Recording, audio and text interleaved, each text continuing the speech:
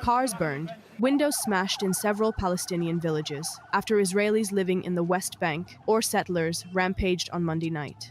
The riots erupted after 3 terrorists shot and killed 3 Israelis. Some 100 settlers targeted Palestinian communities, including al-Funduk, where the suspects in the shooting attack were from, as well as Haja, Turmusaya, and Imatain. Israeli rights group Yesh Din accuses Israeli security forces of not intervening to stop the rampage.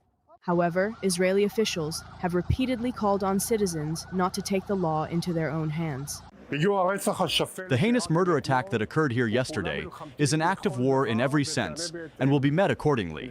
Extensive counter-terrorism operations will be conducted in the towns and areas from which the terrorists emerged, and law enforcement on the roads will be intensified. We will not tolerate or normalize Palestinian terrorism. Settler violence against Palestinians in the West Bank has surged since the start of the war in Gaza on October 7, 2023. Such riots are often triggered by terror attacks against Israelis.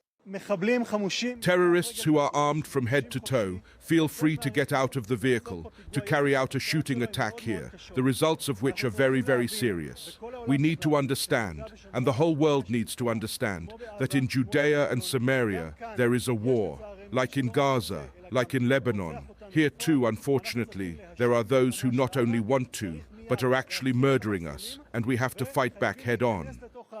Although such terror attacks have been frequent, as Israel has progressively expanded its settlements in the West Bank, Hamas and other terror groups have increasingly urged Palestinians to mobilize and attack Israelis after the war began. Since then, 46 Israelis, including security personnel, have been killed in Palestinian terror attacks in Israel and the West Bank. Israeli forces have been operating regularly in the West Bank, targeting terror suspects and confiscating smuggled weapons. 6 members of the security forces have been killed in clashes with terror operatives in the West Bank since October 7, 2023. Palestinian Authority security forces have also been cracking down on militants in the area of Jenin for over a month. According to the PA Health Ministry, more than 835 Palestinians in the West Bank have been killed since the war started.